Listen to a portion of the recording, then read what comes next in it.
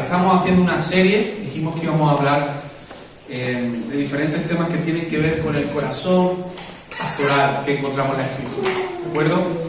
Esto, como dijimos, era una cuestión para entender un poquito más el llamado, profundizar acerca del llamado pastoral, entender en la práctica, en el día a día, cómo el pastor también piensa o cómo actúa de alguna forma, y nos puede traer claridad y un poquito más de conocimiento si quizá no tenemos, quizás lleva poco tiempo y todavía no tiene un entendimiento claro, ¿no? Cuando dicen los pastores, ¿no? Este tipo de cosas. Hoy día también, como digo, la figura del pastor es, por un lado puede ser malentendida, pero por otro lado también puede ser exageradamente venerada. También ocurre. Entonces el deseo es que podamos tener un concepto correcto de lo que tiene que ver con el corazón pastoral, con lo que hay en la vida del pastor. Ya dije que esto no es una cuestión de mi persona por algo concreto, no, esto es algo que quería compartir hace tiempo y hay muchos mensajes que nacen del corazón de un pastor, como puede ser Juan, como puede ser Pedro, como puede ser Pablo, como el propio Jesús, ¿no? Y me gustaría que pudiéramos rescatar algunos detalles de eso. Hoy vamos con la segunda parte, una segunda parte que vamos a ver. Y algo que repasábamos la semana pasada, por repasar, comentábamos, es que hablábamos de Juan, cuando Juan le escribe a Gallo, ¿verdad? Y le dice, amadle, le dice, ¿no? Y hablábamos del amor, que el corazón del pastor se mueve y está basado en ese amor. Primeramente amor a Dios, pero también amor a las almas. Alguien que tiene un corazón pastoral es alguien que ama a la gente, que está por la gente. Y Juan le dice esto a Gallo, le dice, dice, amado, yo deseo que tú seas prosperado en todas las cosas. Hablábamos de que esta prosperidad no es una cuestión económica, ¿no? Como muchas veces se malinterpreta. Es una cuestión general, quiero que seas prosperado en salud, le dice, prosperado como prospera tu alma espiritualmente, prosperado en tu negocio. Porque el corazón del pastor ama a la gente y desea que la gente prospere, que la gente avance. Y decíamos esa tercera cuestión, que no hay mayor gozo para un pastor que sus hijos caminen, que los hijos de Dios caminen en la verdad. Que crezcan espiritualmente. Y hablábamos un poquito de esto, ¿no? Y cómo esa cuestión de prosperar tu alma. ¿Sí? Si no la recuerdas, pues está en YouTube, puedes escucharla. Y ahí pues encontrará eso. Y hablábamos un detalle que quise destacar, porque quiero rescatar de esa aplicación. Dijimos, aquel que se congrega goza de muchos privilegios, y uno de ellos es ser pastoreado. Esto es un privilegio. Es un privilegio poder ser pastoreado. Y hoy vamos a ver en 1 Tesalonicenses, una carta que Pablo escribe a la iglesia de Tesalónica. Acompáñame a 1 Tesalonicenses, capítulo 2, versículos del 1 al 20. Vamos a tener este texto como el centro de nuestra predicación hoy. 1 Tesalonicenses, capítulo 2, versículos del 1 al 20.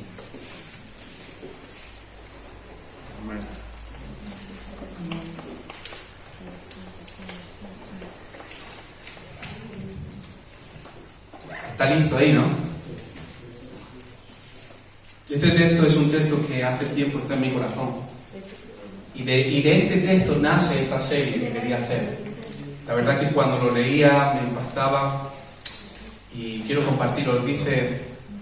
Escribe el apóstol Pablo, dice, porque vosotros mismos, iglesia de Tesalónica, sabéis, hermanos, que nuestra visita a vosotros no resultó vana. Pues habiendo antes padecido y siendo ultrajado en Filipo, como sabéis, tuvimos denuedo en nuestro Dios para anunciar el Evangelio de Dios en medio de gran oposición.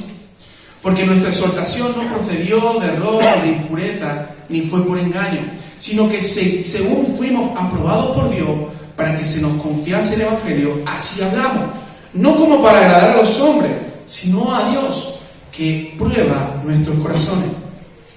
Porque nunca usamos de palabras lisonjeras, como sabéis, ni encubrimos avaricia, Dios es testigo, ni buscamos gloria de los hombres, ni de vosotros, ni de otros, aunque podíamos seros carga como apóstoles de Cristo.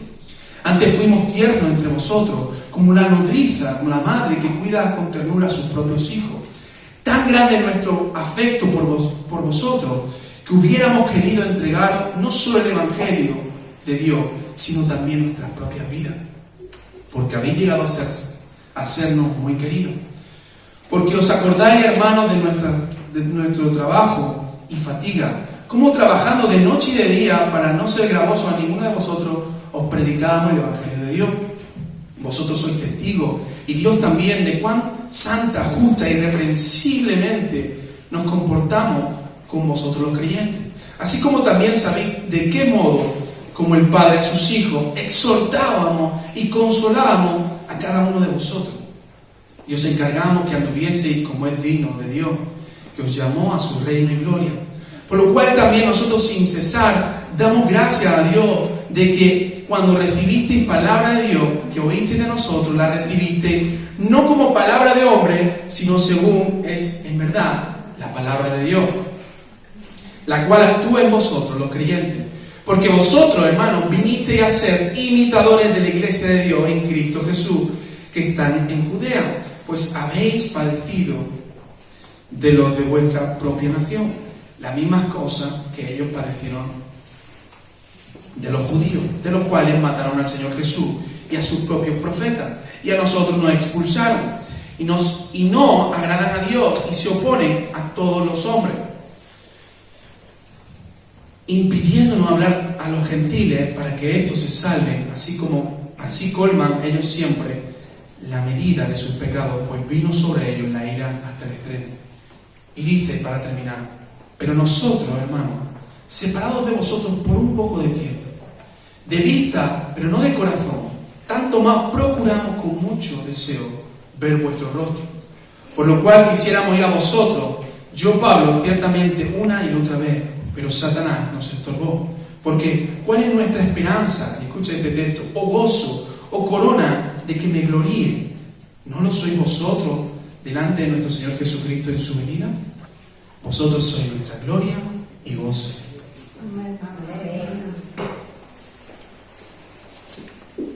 El título de esta predicación, de esta segunda predicación, es Gloria y gozo de un Padre.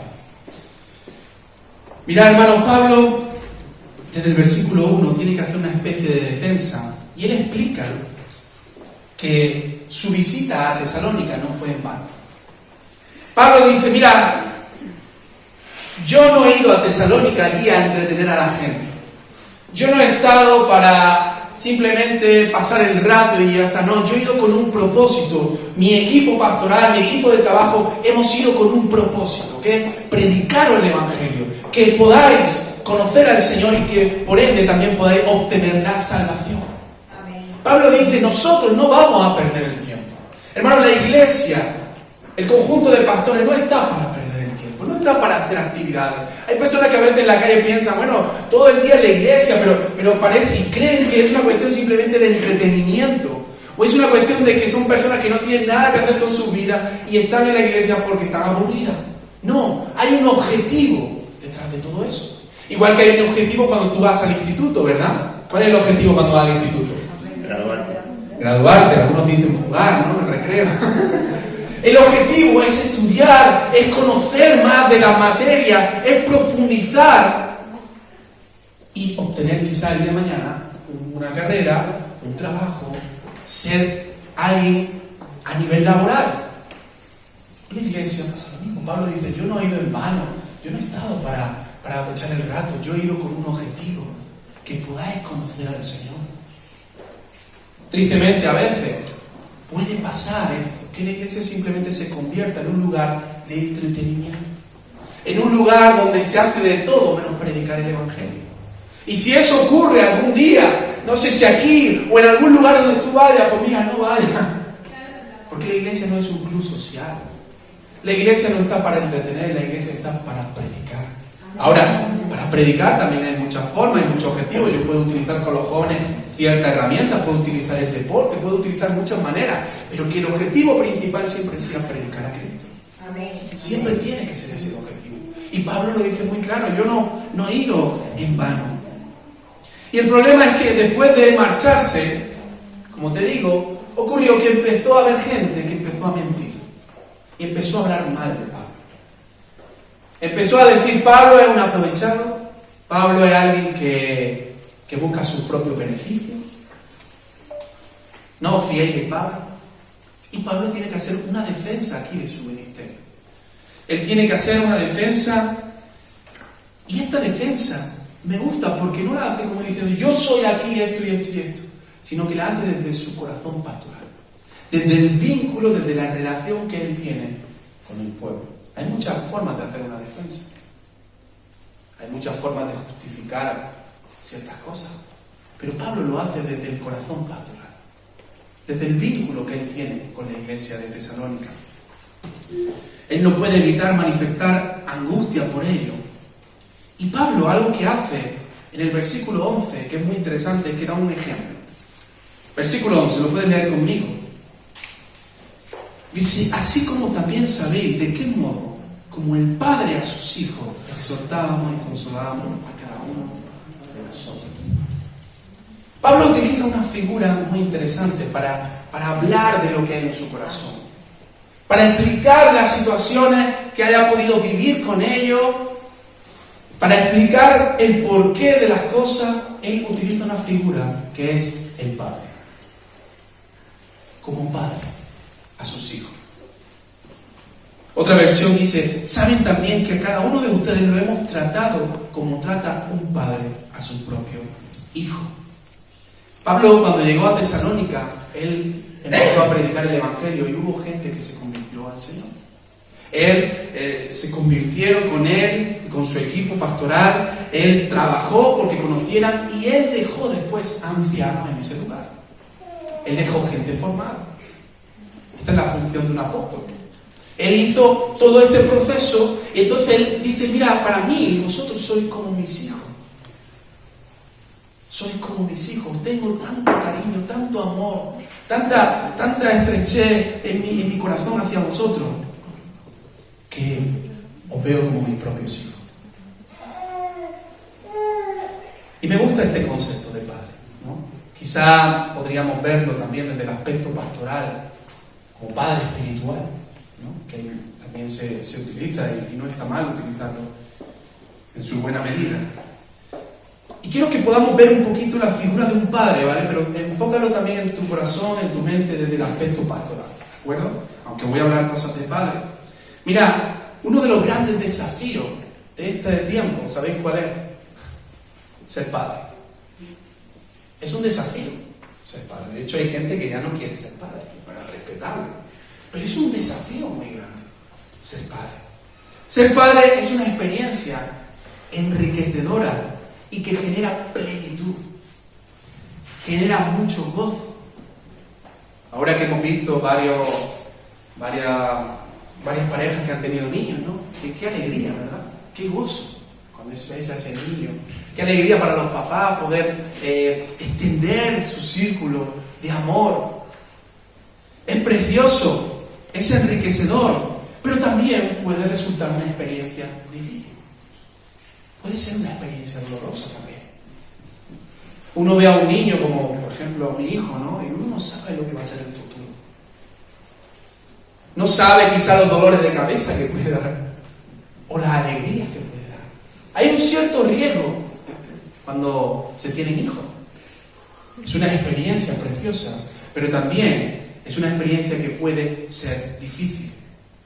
Mira, algo que pensaba es que no solamente en la cuestión de cómo el hijo viva, sino que tú mismo también te puedes ser transformado de alguna forma. Y te voy a dar una cuestión.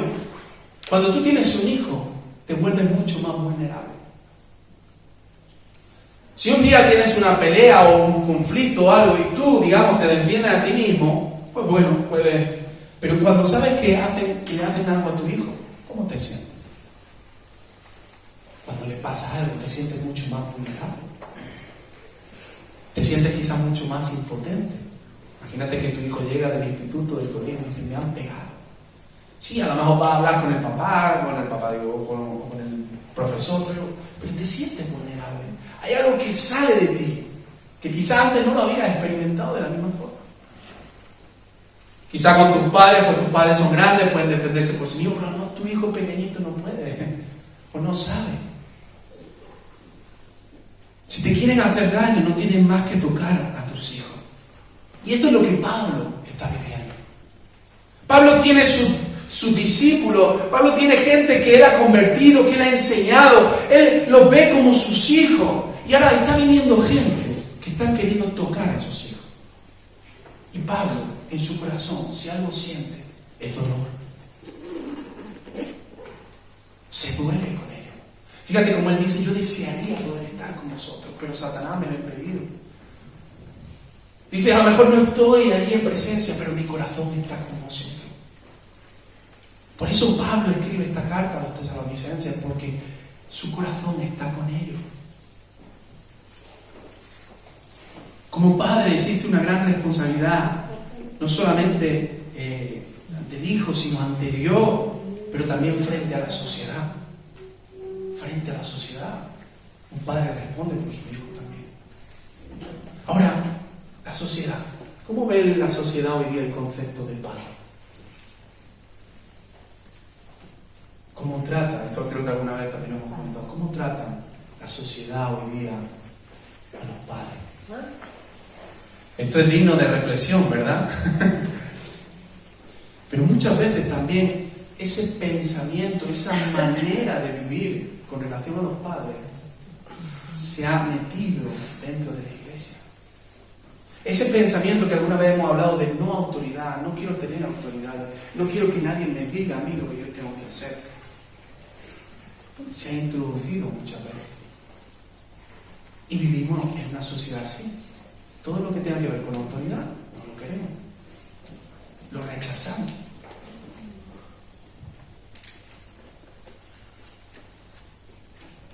Y cuando miramos la figura del padre, pasa esto también. Los padres cada vez son más despreciados por los hijos, ¿no? Es muy triste cuando un padre ya es mayor. Seguramente alguna vez has escuchado este tipo de casos o lo has visto. Cuando un padre ya es mayor, ya está en su vejez, y los hijos no quieren cuidar del padre. Les es una carga. Que lo cuide otro. No quieren estar con aquel que le dio la vida. Con aquel que cuando era pequeño le cambiaba, le limpiaba, lo soportaba.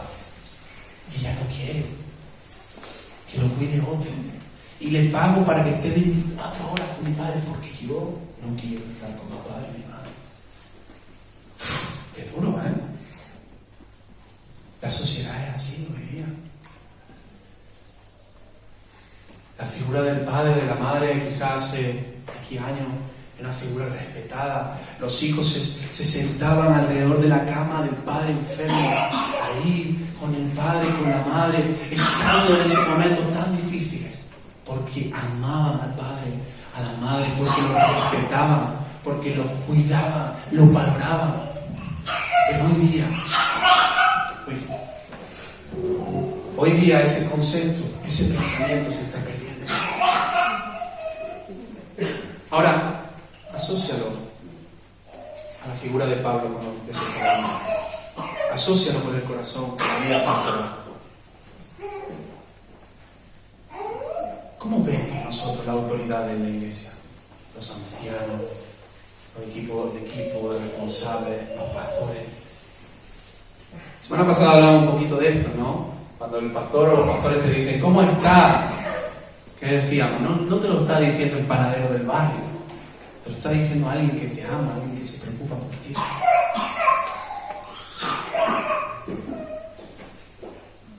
Y mira, está claro, obviamente que hay muchos tipos de padres, ¿no? Cuando quizás he estado hablando de esto, tú puedes pensar, bueno, es que mi padre no fue un buen padre, es que mi padre fue alguien autoritativo, fue alguien que se olvidó de nosotros. Puedes pensar muchas formas, pero la palabra de Dios nos muestra el ejemplo y el parámetro de lo que es un padre correcto. La Biblia nos habla, ¿por qué? Porque Dios mismo es padre. Dios mismo es padre. Y Dios también como padre enseña a los padres a criar a los hijos, a cuidarlos. Y aquí podemos ver algunos aspectos, y quiero destacar algunos aspectos que tienen que ver con ese concepto de padre espiritual como se presenta Pablo, y que son conceptos correctos y son conceptos seguros. ¿De acuerdo? Así que el primero de ellos es el que vimos la semana pasada. Rápidamente, amor y deseo de ser prosperado.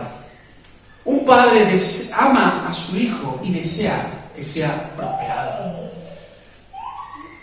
Un padre no le dice a su hijo, hijo, yo quiero que tú no seas nada en la vida, que seas un vago, que te cases con la más fea del mundo, que viva en la mayor pobreza. No, un padre desea lo mejor para su hijo. Por eso este concepto de que los padres muchas veces dicen, lo que yo no tuve, quiero que tú lo tengas. Lo que yo no pude hacer, quiero que tú lo hagas. ¿Por qué? Porque hay un amor inmenso y hay un deseo de que ese hijo pueda ser prosperado. Después también hay un especial, este es un segundo aspecto, especial cuidado. Hermano, el padre no trata al hijo como si fuera el hijo del vecino. Si tú tienes hijos, seguramente no trates a tu hijo o tu hija como trata a otros niños, ¿verdad? Los tratas con cuidado, los tratas como alguien especial, los tratas con ternura, con aprecio. Incluso pones la vida de tu hijo por encima del resto, por encima de tu propia vida. Mira lo que dice Pablo en el versículo 8. Dice, tan grande es nuestro afecto, nuestro amor por vosotros, que hubiéramos querido entregaros no solamente el Evangelio, sino también nuestras propias vidas. O sea, Pablo dice, mira, por vosotros no solamente era predicar, sino entregarme yo mismo, mi propia vida. Porque un padre, con relación a su hijo, tiene el mayor cuidado y la mayor atención y el mayor deseo hasta de su propia vida, por encima de su propia vida. Hay un concepto que yo lo he escuchado muchísimas veces, quiero compartirte algo, no sé si alguna vez lo has escuchado o no. Yo lo puedo llamar un poquito, lo he denominado así como el mal del pastor. El mal del pastor. ¿Sabéis cuál es el mal del pastor? Tristemente. Uno de los mayores, no hay más, pero uno de los peores errores que cometen los pastores. Si habláis con los hijos de pastores, no te digo todo, pero muchas veces cuando hablas con ellos te das cuenta de que hay un factor común, y es que muchos hijos han sentido que sus padres no han estado al 100% por ellos. Hay muchos hijos que cuando le preguntan dicen, yo me aparté porque mi padre priorizó la iglesia a nosotros como familia. Eso lo he visto yo, jóvenes que son hijos de pastores y se han apartado del Señor, porque el padre o los padres como pastores pusieron por delante a la congregación, es decir, cuidaron, estuvieron dedicando mucho tiempo y todo eso. Y obviamente eso no está bien, ¿no? Tiene que haber un equilibrio. Pero más allá de eso, fijaos en la cuestión de que hay pastores que han amado tanto a la congregación, que se han dado tanto por la congregación, que han olvidado hasta su propia casa. Como digo, esto no está bien. Pero lo que quiero que veáis es el tal amor que los pastores muchas veces tienen por la congregación. Por la congregación. Amor y deseo de ser prosperado, especial cuidado. Pero también Pablo dice en el versículo 4, dice, sino que según fuimos aprobados por Dios para que se nos confiese el Evangelio, así hablamos, no como para agradar a los hombres, sino a Dios que prueba nuestros corazones. Una de las responsabilidades también de los padres, una de las responsabilidades de los pastores en este sentido es la enseñanza. Mira, si tú tienes un hijo y tú a tu hijo no lo enseñas, entonces lo estás malcriando. Si tú a tu hijo no lo enseñas, ¿sabes quién lo enseñará? Otro lo enseñará. La sociedad lo enseñará. Por eso muchas veces, y perdonad que diga esto, repetimos, no es una cuestión solamente de que los niños aprendan en la iglesia, deben aprender en el hogar. Los padres tienen esa responsabilidad de instruir al niño, como decíamos el domingo pasado. Pero los pastores también tienen la responsabilidad, como padres espirituales, de enseñar a la grey, de enseñar a la grey, a la iglesia. Y la enseñanza de un padre espiritual busca el agradar a Dios y no a los hombres. Mirad, hermano, el consejo del Evangelio es completo. La palabra de Dios, si algo tiene, y me encanta, es que podemos hablar de diferentes aspectos, de diferentes cuestiones que se aplican directamente a nuestra vida, a nuestro día a día. Y los pastores deben y tienen la responsabilidad de enseñar el Evangelio completo. No es solo hablar de lo que a ti te gusta, no es solo hablar de que Dios está contigo. Tú imagínate que todos los domingos estamos hablando, Dios está contigo, Dios está contigo, Dios te ama, Dios te cuida, Dios te bendice. Está bien, porque eso es bíblico, pero también hay otra parte importante, por ejemplo, el arrepentimiento. Y a veces cuando hay pastores que solamente se enfocan en un tipo de mensaje, no están enseñando bien a la grey, porque el Evangelio es completo. Y la palabra de Dios nos habla de tantísimos ámbitos que tienen que ver con nuestro día a día. Y la responsabilidad del pastor en este sentido es enseñar. Igual que tú dices, yo quiero enseñar a mi hijo en la cuestión laboral, como en la cuestión de estudio, como en la cuestión de cocinar, es que es lo mismo. El pastor también tiene esa responsabilidad de enseñar en todos los ámbitos. Y no es solo hablar, como digo, lo que nos gusta, es también confrontar. Y el enfoque siempre tiene que ser agradar a Dios antes que agradar a los hombres. Qué triste sería que un pastor, un predicador, siempre quiera agradar a la gente y de esa forma no agrade a Dios. Entonces déjame decirte que está perdido. Está perdido. Si nosotros buscamos en nuestra vida agradar a los hombres, hacer las cosas para los hombres y no para Dios, estamos totalmente perdidos. Por eso la palabra también nos invita, y dice Timoteo utiliza la palabra obispo, pero puede ser pastor, también dice que no sea un neófito, que no sea alguien que no conozca la Escritura. Porque como decíamos la semana pasada, también puede llevar a la iglesia a un desconocimiento bíblico, o puede llevar a la iglesia a entender cosas de forma equivocada. Tiene que ser alguien que haya estudiado, que profundice, que conozca la Escritura.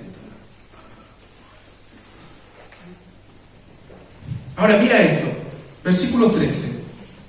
Por lo cual también nosotros sin cesar damos gracias a Dios de cuando recibisteis la palabra, la enseñanza de Dios que oíste de nosotros. La recibisteis, mira, dice, no como palabra de hombre, sino según es en verdad la palabra de Dios, la cual actúa en vosotros, los creyentes.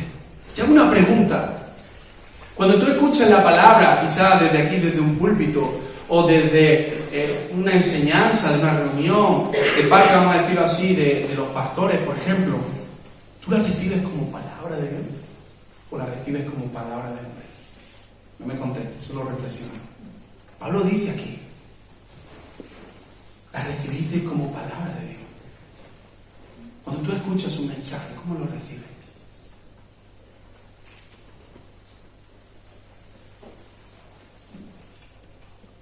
Muchas veces cuando nos toca no solamente, como digo, desde el púlpito, sino también en la cafetería dar una enseñanza a nivel pastoral, tenemos que también reflexionar si eso es palabra de Dios o no es palabra de Dios. Yo no estoy diciendo que todo lo que sale de mi boca sea palabra de Dios. Pero cuando hay una palabra pastoral, cuando hay una palabra de los pastores que quieren enseñar algo, enseñarte a ti de forma personal, lo primero que tú tienes que revisar y pensar es si eso que se te está hablando es bíblico. ¿Sí? Si eso que se te está hablando es por tu bien. Y si eso es bíblico y es por tu bien, entonces ya no queda la responsabilidad en el pastor, sino que queda en la congregación de ser obediente a Dios. ¿Me explico? ¿Sí? Porque a veces pasa que solamente cuando nosotros nos ponemos aquí es cuando escuchamos, pero cuando estamos en la calle o en un pasillo o en cualquier otro lugar, muchas veces no escuchamos. Pensamos que me lo está diciendo cualquier otra persona. Y la reflexión que yo tengo que hacer es, ¿esto es palabra de Dios o esto es palabra de hombre? Si eso va asociado a la escritura bíblica y esa palabra se está diciendo como padre hacia un hijo por su bien, entonces reflexiona, porque a lo mejor Dios está hablando en tu vida. Pero para eso es necesario un aspecto muy importante: conocer la palabra. Porque a veces nos encontramos con que hay gente que dice, yo no pienso así. Y digo, pues, hijo mío, lo siento mucho, pero es que eso lo dice la palabra, que no lo estoy diciendo yo. No lo estoy diciendo yo. La palabra, mira, y a veces le tengo que decir, mira, aquí lo dice, léelo tú mismo. Que no te lo digo. Luego dice, no, es que el pastor. No, es que es la palabra. Yo te estoy enseñando la palabra. Tenemos como pastores la responsabilidad de enseñar la palabra. Pero la pregunta es si eso lo recibimos como palabra de Dios o lo recibimos como palabra de hombre. No solamente, repito, lo que se predica en el púlpito, sino también en la cafetería, por ejemplo, en la calle.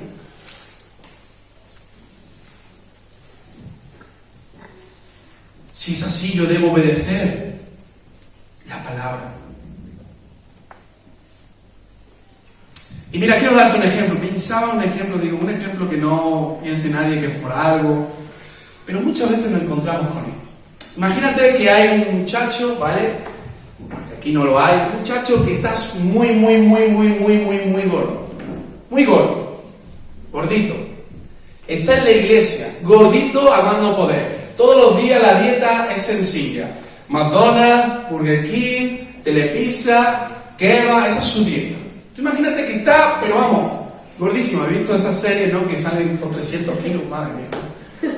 Imagínate que está gordito y no está tan gordo. Pero tú notas que ya, oye, físicamente esa persona se ahoga, ¿sabes? ¿No? Sabes que ya no puede, sabes que le está haciendo mal, que ya tiene ciertas cuestiones en su cuerpo que está mal, colesterol, todo este tipo de cosas.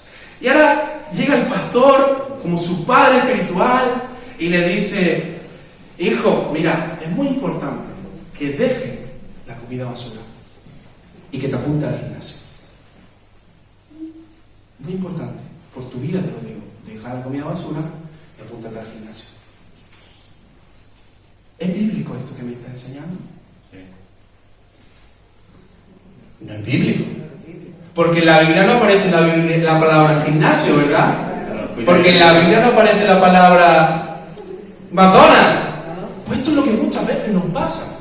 Que como no aparece la palabra literalmente que se me está diciendo, entonces pensamos que no es bíblico. No, es que en la Biblia no aparece la palabra discoteca. Ya no se llama discoteca, no fácil, será más otro tiempo. Es que en la Biblia no aparece esa palabra que tú me estás diciendo, pero ¿y el principio? No está el principio ahí. Porque lo que nos pasa es que nos centramos como legalistas en las palabras y nos olvidamos del principio. Y los principios están muy claros. Dice la Biblia que nuestro cuerpo es que no sabéis, es templo del Espíritu. Yo tengo que cuidar también mi cuerpo. Esto es algo que tristemente se olvida. Nos enfocamos en la palabra, en la lectura, pero no nos enfocamos en cuidar nuestro cuerpo. Sí, que también es muy importante.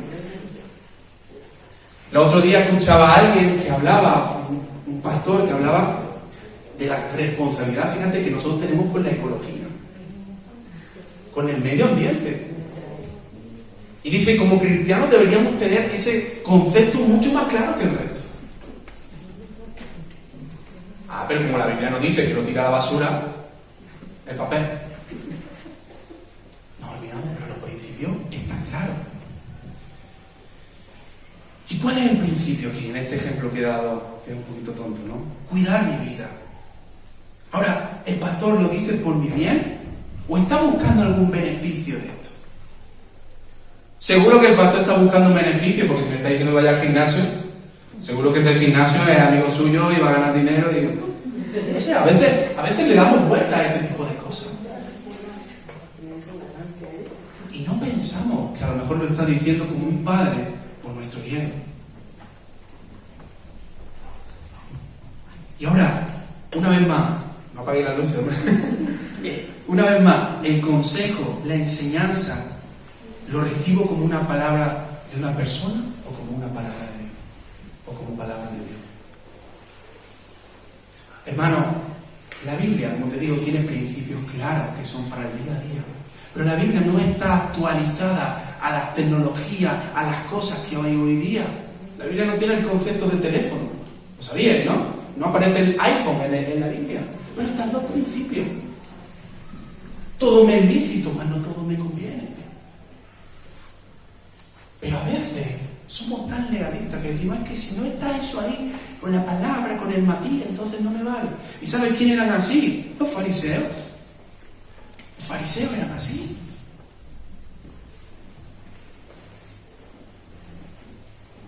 Palabra de hombre o palabra de Dios. Pero hermanos, también quiero matizar esto, es importante. Claro que puede haber un engaño desde la autoridad hacia la iglesia. Y eso es triste cuando ocurre así. Claro que puede haber un deseo de beneficio de las autoridades. Y esto es muy triste cuando ocurre. Si te das cuenta de que hay pastores, obispos, lo que tú quieras, que se aprovechan de la ley. Es tristísimo. Y es un mal testimonio tremendo. Pero hermanos, si nosotros, como decíamos antes, conocemos al Señor primero, conocemos su palabra y conocemos a nuestro pastor, entonces sabrá si sus palabras glorifican a Dios o están glorificando a los hombres. Los frutos se ven. Muchas veces cuando hay pastores que abusan de la congregación, es muy triste, pero también es muy triste que la congregación no conoce la palabra.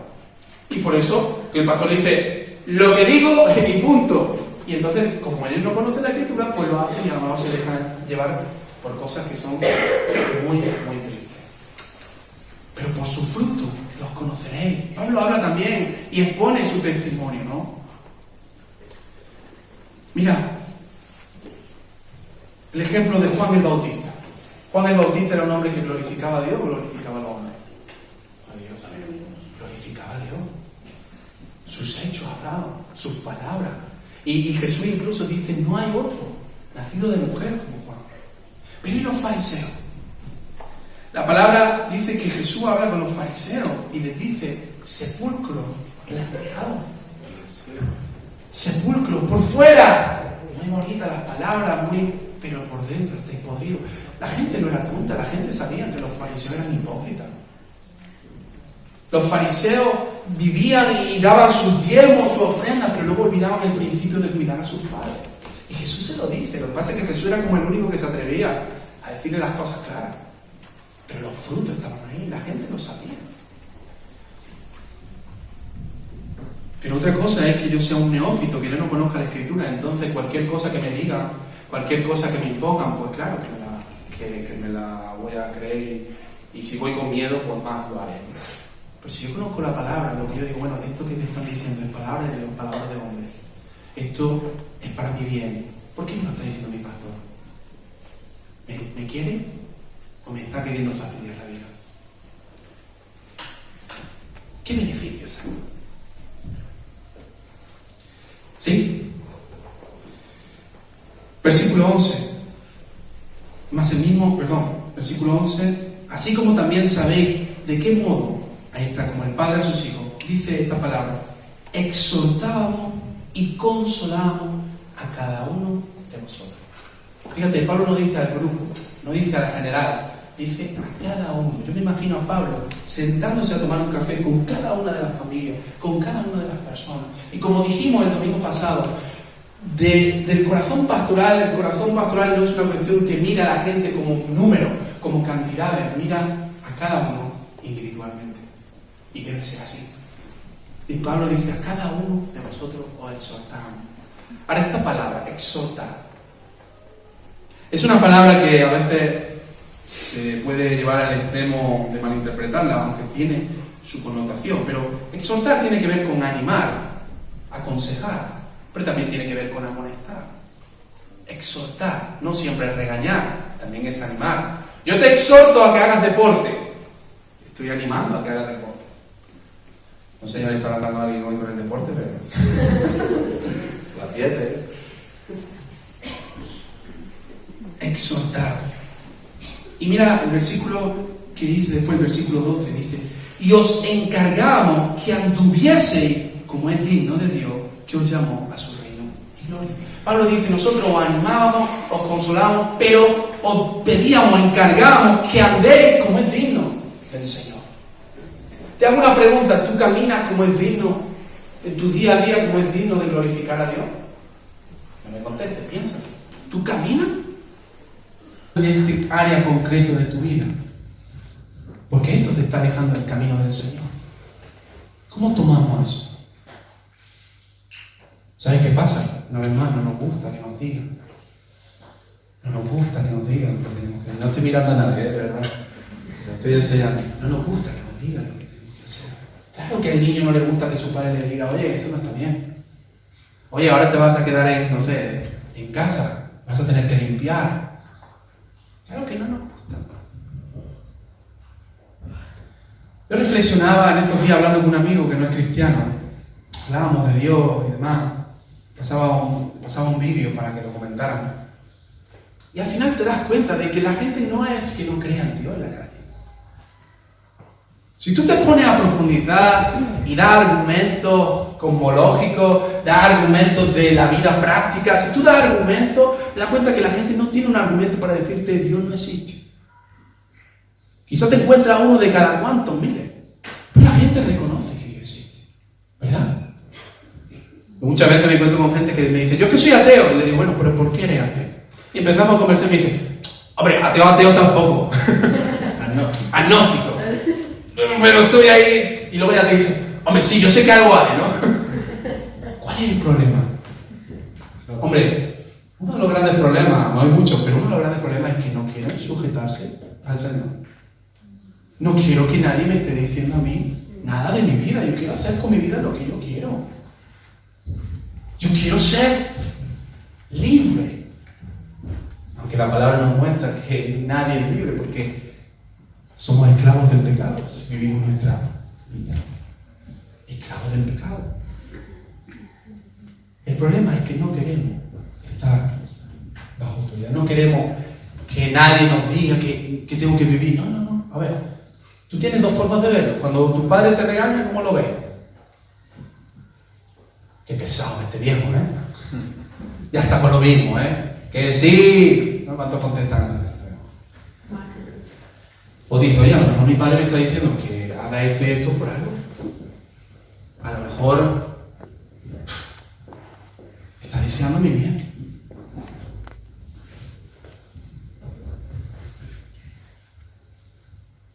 Fíjate que hay una cosa muy fuerte.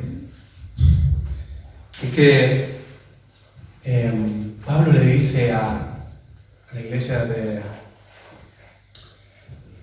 Galacia, a los Gálatas, les dice, Gálatas, insensato. ¿Quién os fascinó? ¿Quién os engañó? Jesús decía esta palabra necio. Y si tú traduces necio al actual idioma, ¿cómo podría ser? Hay quien lo sabe. Podría ser algo así.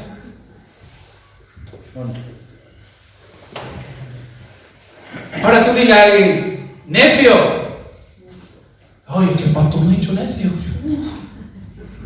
Insensato. O dice, no sé. Es que eso que has hecho es de sinvergüenza, ¿eh? Uy, ¿cómo va a decir eso? No estoy fomentando que digamos este tipo de cosas. Pero quiero hablaros de la cuestión de que a veces somos muy sensibles a lo que nos dicen. Y cualquier cosa ya, ¡bum!, nos cae. Y fíjate cómo Pablo le habla, dice, insensato. Necio, decía Jesús. Pero también hay una parte muy importante en la cuestión pastoral. Voy a continuar, enseñar, exhortar, pero también dice consolar. Y esta es una parte que le toca al pastor, a los pastores hacer, consolar. Santiago 5:14 dice la palabra, ¿lo tiene ahí? Rápidamente, para que no lo busque, si no lo busco. Dice, ¿está alguno enfermo entre vosotros? Llame a los ancianos, a los pastores de la iglesia y oren por él, ungiéndole con aceite en el nombre del Señor. ¿Está alguno enfermo? ¿Está alguno pasando por tribulación? ¿Está alguno pasando por angustia? Lo que dice la palabra es llama a tus padres espirituales. Llama a aquellos que te aman, a aquellos que están por ti, para que oren por ti. Hermano, yo me gozo, de verdad, y esto lo aplico ahora a lo personal. Yo me alegro cuando alguien me dice, pastor, necesito que venga y ore por mí. Pastor, estoy pasando esta situación difícil. Porque como te decía el domingo pasado, no es una cuestión de culto solamente, es una cuestión de corazón a corazón. El pastor se duele. Yo me duelo cuando alguno de vosotros estáis mal. Nosotros nos dolemos, hablamos las cosas, decimos, esta persona está pasando por un momento, ¿cómo podemos ayudarle a esta persona? Es un principio claro, la responsabilidad de los pastores de ir, pero también la iglesia de llamar. Que oren, que cuiden. Hay una historia interesante en la Biblia, que es la historia de Filemón, el libro de Filemón, perdón. Y Pablo le escribe a un tal Filemón. No sé si la han leído, es muy cortito, pero le escribe y le habla por un tal Onésimo. Y lo que le dice Pablo es, mira, él es mi hijo espiritual, tú también lo eres, por favor, trátalo como a mí mismo. Lo que Pablo está haciendo es mediando en un conflicto que había entre Filemón y Onésimo como un padre. Y dice, oye, igual que yo te he tratado a ti bien, cuando él llegue allí, dice, arrópalo como si fuera yo mismo. Cuídalo como si fuera yo mismo. ¿Sabes por qué? Porque Pablo amaba a Onésimo. Y es interesante que dice en la carta que Pablo dice, te lo envío porque no quiero, en otras palabras, no quiero saltarme tu autoridad. Porque Onésimo era esclavo de Filemón. Y Onésimo se había escapado y Filemón podía matarlo perfectamente. Pero él dice, oye, Onésimo me hizo ti. ¿Tú crees que si Pablo no amase a Onésimo, se iba a meter ahí en medio de ese conflicto? Hermano, amamos a la gente tanto que nos manchamos a veces las manos en medio de conflictos entre hermanos o en medio de conflictos familiares simplemente por amor. Por amor. Ante la justicia también nos hemos manchado las manos por amor. Ante la policía, por amor. Por amor. Si en algún momento piensas, oye, los pastores lo que quieren, no, es puro amor. Lo que Pablo muestra aquí es amor. Es deseo de que la iglesia pueda darse cuenta de cuán grande amor les tiene como padre espiritual. Los pastores no están solo para regañar, están para consolar también. Y esto es un recurso que tú tienes como iglesia también. Por eso digo que el que se congrega, el que es parte de una familia espiritual, tiene ese recurso que puede aplicarlo en cualquier momento. Y hermano, de verdad nos ha tocado llorar. Y lo hemos hecho de verdad. Nos ha tocado ir al entierro. Nos ha tocado ir a los hospitales. Y no lo hacemos por una carga. Incluso hemos ido a hospitales con gente que hoy no está aquí en la iglesia y ya están en otros lugares. Pero lo hemos hecho por amor. Amamos a la gente. Pablo ama a la iglesia de Tesalónica. Él dice, mi corazón está con vosotros. Y quiero terminar con esto. Versículos 19 y 20. Y esto es algo que sentía en mi corazón. Versículo 19, ¿estás conmigo? Porque ¿cuál es nuestra esperanza? Fíjate lo que dice Pablo. Oh gozo, oh corona de que me gloríe. Si yo tengo algo de que gloriarme, si yo tengo algo de que alegrarme, ¿qué es? ¿No lo sois vosotros delante de nuestro Señor Jesucristo en su venida? Vosotros sois nuestra gloria y nuestro gozo. Mira, Pablo podía decir, yo me gozo del pedazo de ministerio que tengo, de los lugares que he predicado, de las veces que he sido usado por Dios para sanar al enfermo. Yo me gozo de los estudios que tengo. Yo me alegro de todo lo que tengo. Pero Pablo dice, ¿sabes lo que me alegra, lo que me gozo de verdad? Soy vosotros. Soy vosotros. Vosotros sois mi gozo. Vosotros sois mi alegría, dice Pablo. Vosotros sois nuestra gloria y nuestro gozo. Ponte de pie un momento.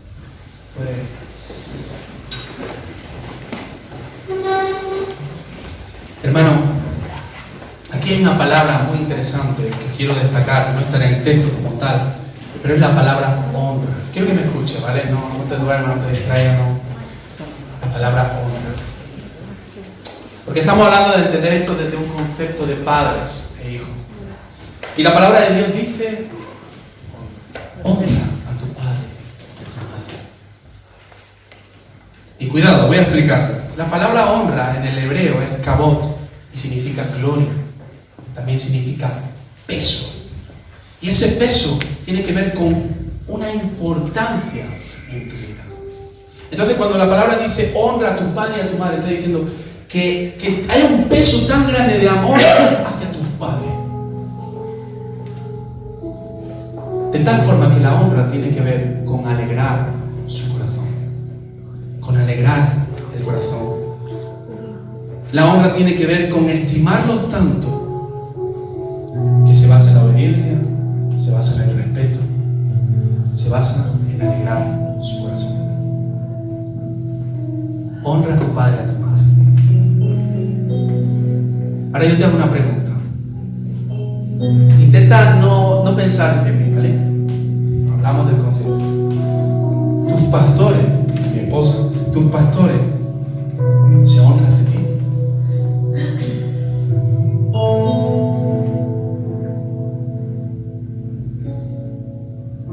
Su corazón se alegra de la vida que tú tienes, del testimonio que tú tienes, de la pasión que tú tienes.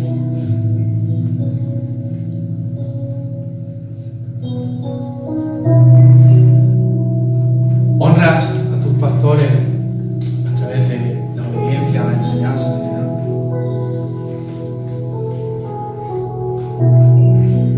No es una cuestión de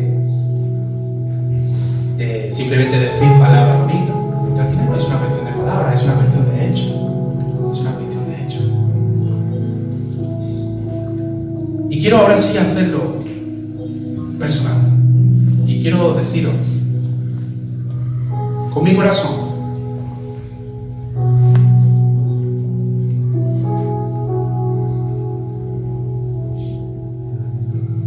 que este concepto a mí me ha bendecido mucho cuando preparaba esto de la honra. Es algo que necesitamos seguir trabajando. Nosotros, el Señor a primeros de año nos habló de honrar también, honrar a los matrimonios, honrar a las personas. Y lo tenía apuntado, la honra. Y yo quiero, sin que me lo tome de verdad, de una forma, porque sería mucho tiempo también, pero sí quiero honrar a algunas personas. Quiero honrar el trabajo que muchos hacen hacia nosotros, como hacia la iglesia, que realmente alegra nuestro corazón. Ahora no quiero que piensen, ay, no me nombró, no me dijo. No, entiéndemelo, pero sentía muy fuerte en mi corazón poder honrar a la persona. Y tomamos el primer ejemplo, ¿no? No solamente, como digo, no es solo una cuestión de palabras, pero las palabras también son importantes. Yo quiero honrar en este sentido y agradecerle siempre sus oraciones, sus cuidados, primeramente a nuestra hermana Carmen, porque la verdad que nos sentimos muy queridos, muy respaldados. Nos hemos sentido siempre arropados, a pesar de que a lo mejor no nos ha llamado, pero sabemos que sus oraciones contamos con ella. Quiero honrar también a nuestro hermano Manolo también, con un testimonio que siempre ha sido para nosotros ejemplar, de amor, de entrega, de ejemplo.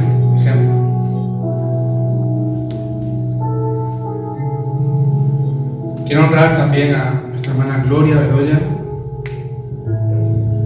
porque también ha estado siempre también pendiente de nosotros, cuidado, ha estado. Quiero honrar a la familia de Fernando también ha estado siempre atento, a disposición. Quiero honrar también a Miriam. En este tiempo, bueno, pero no tiempo atrás, ha sido también un apoyo muy grande para nosotros, en lo ministerial, en el Señor. Quiero honrar también a Rosana, que hoy está aquí presente. Y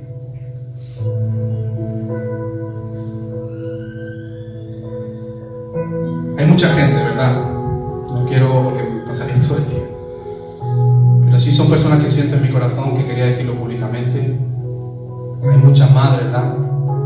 Y lo agradecemos tremendamente. Y de verdad no por nosotros, sino por el Señor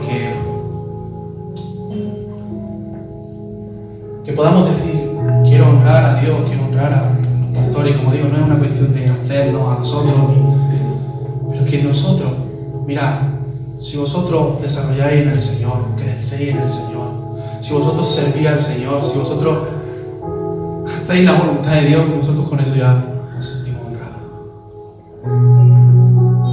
Y nos alegramos cuando hay personas que están conociendo al Señor. Nos alegramos de corazón. Como digo, perdonad si hay mucho más nombre, ¿verdad? Pero no quiero tampoco tomar más tiempo.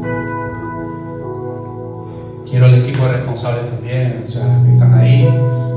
Quiero honrar también a Luis, que hoy no está aquí, pero también ha sido un apoyo muy grande en este tiempo. Liliana, Gloria, en fin, tanto.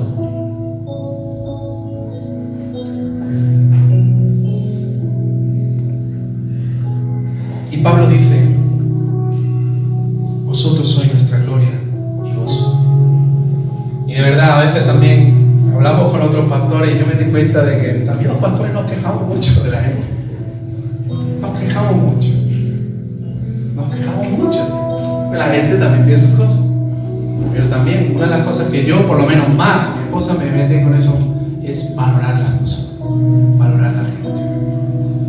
Que a veces solo nos fijamos en lo malo, no honramos lo bueno.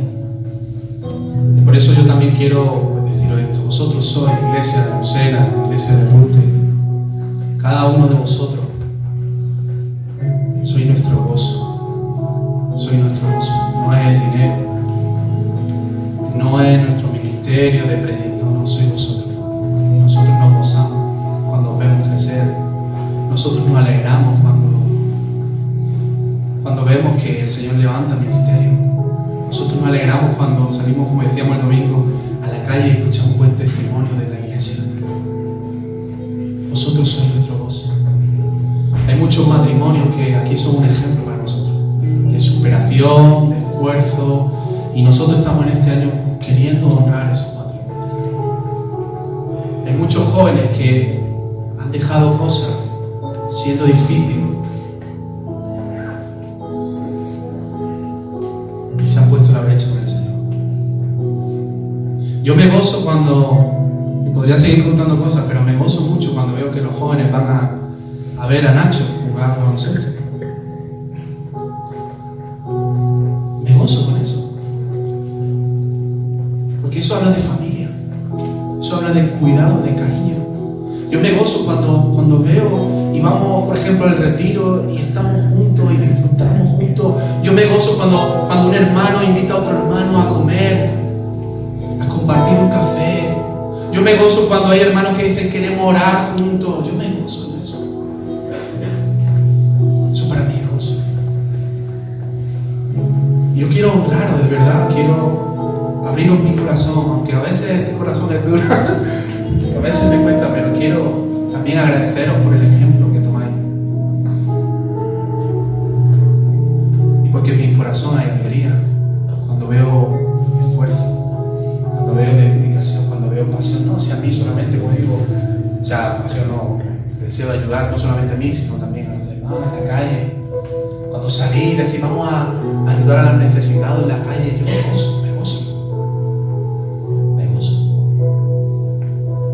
Viene a la iglesia antes, prepara un café para los hermanos, yo me gozo.